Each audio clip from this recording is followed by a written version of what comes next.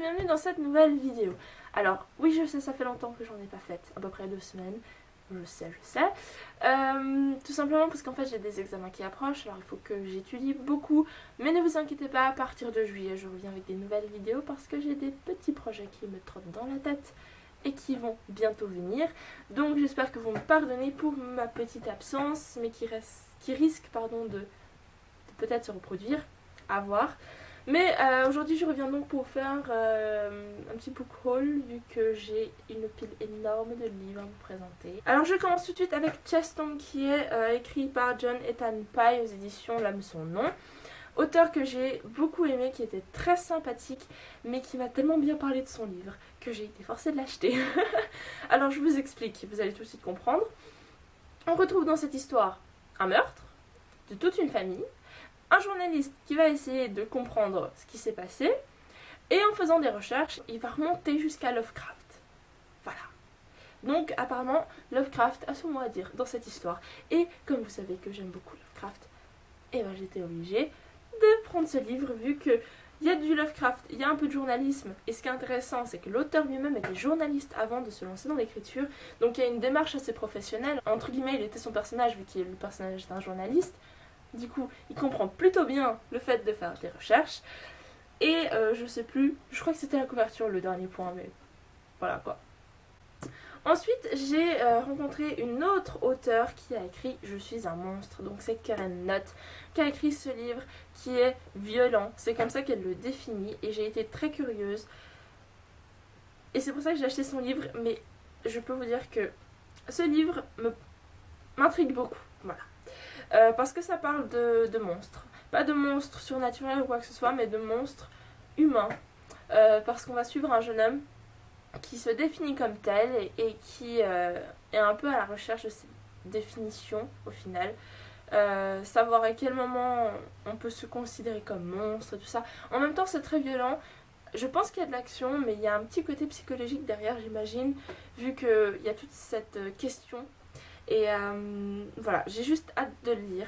Et je voulais vous lire en fait la dédicace qu'elle m'a faite parce que je l'ai trouvée hyper intéressante. C'est une dédicace mais juste trop bien et originale vu qu'en fait elle fait parler son personnage principal. Donc ça dit: vous avez envie de lire ça? Tournez ces pages pleines de sang et de larmes. Je m'interroge, est-ce du sadisme, de la curiosité malsaine? Allez-y, régalez-vous, profitez de ma décadence, mais n'oubliez pas, les pires des monstres ont toujours un visage humain. Donc en fait c'est le personnage entre guillemets qui aurait écrit ça et franchement j'adore, c'est juste une idée trop originale pour faire des dédicaces. Donc une de mes prochaines lectures, je pense. Ensuite j'ai pris Annihilation de Jeff Vandermeer, auteur qui était toujours présent, un auteur américain cette fois, qui a écrit un livre sur une zone X, une zone étrange, on ne sait pas pourquoi elle est là, on ne sait pas ce qui s'y passe réellement, vu que le gouvernement, c'est la 12e fois qu'ils envoient un groupe de scientifiques pour essayer de comprendre ce qui se passe et surtout de cartographier cette zone X. Et donc là on va retrouver 4 femmes, 4 scientifiques qui vont essayer de comprendre et bien évidemment, comme j'ai dit précédemment, de cartographier la carte, sauf qu'apparemment certaines choses changent de place un peu tout le temps. Et voilà, j'ai vraiment adoré parce que celui-là je l'ai déjà lu. Il y a une approche très scientifique, théorique, plutôt que l'aspect trop... vous savez, le héros qui se dit voilà, on va sauver cette zone X, tout va bien se passer. Non, là les scientifiques ont une approche plus scientifique, forcément, mais c'est-à-dire qu'elles essayent d'expliquer ce qu'elles voient par des théories et tout ça, mais pas forcément du surnaturel en premier lieu. Donc je vous le conseille celui-ci, en plus il est tout court, et en plus ça dit derrière un thriller psychologique crispant et glacial, un peu de Kubrick, et beaucoup de Lovecraft. Le roman provoque une tension insupportable et une peur claustrophobique qui vous habite longtemps. Alors ça m'a juste donné trop envie. Et quand j'ai vu que Stephen King avait dit effrayant et fascinant, moi j'ai dit merci Stephen King. Voilà. Ensuite j'ai trouvé un livre, et alors celui-là, mais je l'avais déjà repéré par la couverture, donc je vous le présente. Il s'agit de La Vampire par Paul Féval, 6e édition aux éditions 1000 saisons. J'avais déjà vu ce livre parce que cette couverture m'a sauté aux yeux, on va dire ça comme ça, vu que ça me fait beaucoup penser aux peintures de Victoria Frances. Et quand j'ai lu derrière, je me suis dit non mais c'est pas possible. Parce que, croyez-le ou non, ce livre date de 1856. Et oui, c'est un très très vieux texte. Ce livre sur les vampires a été écrit 40 ans avant celui de Bram Stoker, donc Dracula. Il a été écrit 40 ans avant et ça se passe en France, au bord de la Seine. Donc il y aurait une vampire qui aurait pris ses quartiers dans ces eaux-là. Non mais je veux dire dans le quartier, bref. En fait, quand j'ai vu que ça avait été écrit 40 ans avant Dracula, je me suis dit waouh, mais est-ce que c'est possible? Parce que Dracula est quand même considéré comme l'un des premières histoires de vampires. Et là, non, apparemment, il y a quelque chose qui s'est encore passé avant. Alors j'ai hâte de voir déjà le style d'écriture, mais surtout la vision des vampires. J'ai hâte de voir comment on les voyait à cette époque-là. Le prochain livre que j'ai à vous présenter, il vient des éditions du Chat Noir, vu que à chaque fois que je sors des livres, je sors avec un livre des éditions du Chat Noir, c'est obligé. Et donc là, il s'agit de The Pink Tea Time Club, j'inverse toujours les mots dans le titre, par Cécile Guillot, qui est un livre tout court, mais qui me donnait envie depuis l'année dernière quand je l'ai vu dans leur catalogue. Tout simplement parce qu'on va suivre une lady anglaise qui habite à Londres et tout ça. Et en fait, elle s'ennuie un peu et quand elle voit sa vie chamboulée par des apparitions de monstres, elle va se dire « Oh, trop chouette !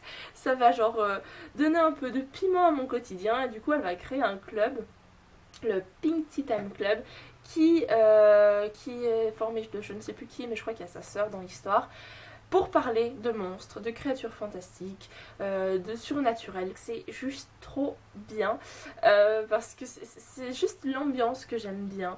Le fait de dire, voilà, on est des ladies, on boit du thé, on est, voilà, mais on aime parler de monstres. Parce que c'est un peu moi au final. En même temps, j'aime bien être fragile et tout ça. Enfin, fragile, non, mais vous voyez ce que je veux dire, hein, la petite fille, non. Mais qui aime les monstres. Bref, donc c'est hyper court, j'adore la couverture, j'aime trop la petite pieuvre. Alors voilà. Ensuite, je crois que j'ai fini pour mes achats du salon du livre. Je vais vous présenter un manga cette fois, qui me tient un peu à cœur vu que je suis dessus. Donc il s'agit du 4e tome de Magical Girl Sight, une série de mangas que j'aime beaucoup. Et donc c'est pour ça que je suis hyper contente d'avoir fait cette espèce de petit partenariat avec les éditions Akata. Je suis trop contente, je l'ai même pas encore lu mais je pense que ça va être bientôt fait, vu que les mangas ça se lit très rapidement, alors j'en lis pas mal maintenant vu que je suis en période d'examen et tout ça. C'est plus rapide. J'adore cette histoire. Ça parle, bon je vais pas vous résumer tout, mais en gros il y a du girly et du gore, un peu comme dans The Pink Tea Time Club. Mais voilà, c'est un peu mon univers, voilà, je définirais comme tel. Ensuite, un livre qui m'a été conseillé par Rodolphe, qui est, vous ne le savez sûrement pas, mais en fait la personne avec qui je fais mes chroniques sur la radio LFM. Il m'a conseillé ce livre parce qu'il disait que c'était juste son livre préféré. Je suis allée à la librairie pour le chercher. J'ai vu la taille du livre. Je me suis dit, non, je vais quand même pas l'acheter. Et finalement, j'ai dit oui parce qu'il était trop beau. Donc, il s'agit de Le Chardonneret de Donna Tartt. Un livre qui est plutôt connu, je crois. Je ne sais plus du tout de quoi il parle. Je sais que ça va tourner autour d'un tableau. Le tableau avec cet oiseau là. C'est un peu une déchéance d'un groupe, je crois, qui va essayer de voler ce tableau. Je peux dire n'importe quoi, hein, je suis vraiment pas sûre. Mais en fait, il est magnifique. Il est énorme. Il fait à peu près 1000 pages. Ce sera ma lecture d'été, je pense, parce que franchement, il est magnifique. C'est un livre qui n'est pas dans mes habitudes, parce qu'il n'a rien d'horreur, ni de surnaturel, ni de fantastique. Mais il me donne envie. À voir. Ensuite, j'ai reçu 3 livres d'une personne que j'aime beaucoup, qui est vraiment trop gentille et qui a décidé de me gâter en livres. Alors, je suis trop heureuse. Je vais commencer par celui que j'ai reçu en premier et qui est un peu spécial pour moi vu que... Enfin, vous comprendrez. Donc, en fait, il s'agit de Le Nœud de la Sorcière de Deborah Harkness, qui est en fait, je pense, la suite du premier tome qui est Le Livre perdu des sortilèges, oui, et puis le deuxième tome qui est L'école de la nuit. Je pense que c'est la suite, je sais pas, j'ai pas osé regarder derrière, mais à mon avis c'est le 3e tome. Et je peux vous dire que cette série, enfin cette saga, je l'aime énormément parce que j'ai lu le 1er tome, enfin je l'ai lu jusqu'à la moitié vu que j'avais dû arrêter, je pense que j'avais pas mal de choses à faire, mais j'ai repris la lecture de ce 1er tome parce que maintenant j'ai envie de les enchaîner les 3. Tout simplement parce que c'est l'univers, je crois que c'est l'univers dans lequel j'aimerais vivre, si c'était possible. Parce que déjà on est à Oxford, donc on a cette ambiance assez étudiante, assez ancien, voilà, vous voyez vraiment Oxford quoi. Et on a des créatures surnaturelles qui vivent ensemble ou pas, ça dépend, en tout cas on a des sorcières, on a des vampires, on a des démons.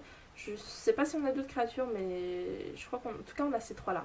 Tout ça pour dire que l'histoire, pour ce que j'ai lu du début, hein, je suis quand même arrivée à la moitié, le livre il fait 1000 pages, donc j'en ai à peu près lu 500, donc je sais de quoi je parle. Je sais pas, je suis juste bien quand je lis ces livres, parce que on a déjà l'ambiance, on a une histoire très très bien construite, hein, il faut pas croire, il y a 1000 pages et c'est pas pour rien, il n'y a pas une page qui est inutile là-dedans. Alors, voilà, j'ai repris la lecture parce que je pense que ça me ferait tellement de bien de me replonger dans une ambiance que j'aime. Et c'est surtout à cause de ce livre, enfin du 1er donc, que j'ai voulu aller à Oxford il y a je sais plus combien de temps, à peu près je crois 3 ans, ou peut-être 2, je sais plus. J'ai été à Oxford grâce à ce livre, ou à cause, et j'ai adoré. Alors, j'ai envie de retrouver cette ambiance. C'est pour ça que j'ai repris la lecture du 1er tome et je lirai le 3e, c'est sûr. Ensuite, 2e livre qu'on m'a offert, toujours la même personne que je remercie beaucoup, qui est Persona de Erik Axel Sund, vive les prénoms suédois, qui est un livre, alors je me rappelle plus exactement, mais je sais que ça parle d'une psychologue qui traite 2 patients qui ont tous 2 un lien avec une enfance un peu traumatisée, et une série de meurtres qui débute à cause de je ne sais pas quoi en fait, je sais pas pourquoi je dis ça, mais en fait on va retrouver donc une policière qui va enquêter sur ces meurtres. Par un quelconque lien, il va arriver que la policière et la psychologue vont se retrouver liées un peu sur la même affaire, et apparemment il y aurait, quand j'ai lu juste la fin, ils disent à quel moment est-ce que la victime devient le meurtrier. Alors j'imagine que les patients de la psychologue qui étaient victimes ont dû faire quelque chose, peut-être que c'est eux qui ont fait les meurtres, j'en sais rien, c'est pas dit dans le résumé forcément, c'est ce qu'on cherche à savoir. Donc je trouve assez intéressant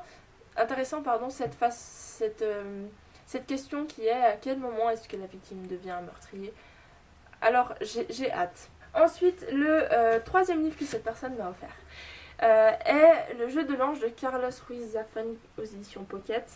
Un auteur dont j'ai beaucoup entendu parler, que je vois souvent, mais j'ai jamais lu un de ses livres, donc ce sera l'occasion. En plus, je sais que ça va parler d'un auteur qui se voit proposer la publication de son livre par une maison d'édition un peu sortie de nulle part.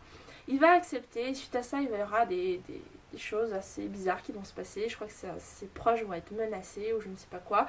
Et il va se demander s'il n'a pas signé un pacte avec le diable en faisant publier son livre, parce qu'ils disent que la maison d'édition disait une histoire pour laquelle les hommes seraient capables de vivre et de mourir, de tuer et d'être tués. J'ai hâte de le découvrir, surtout que maintenant que je vois un peu la vision des auteurs, ça m'intéresse.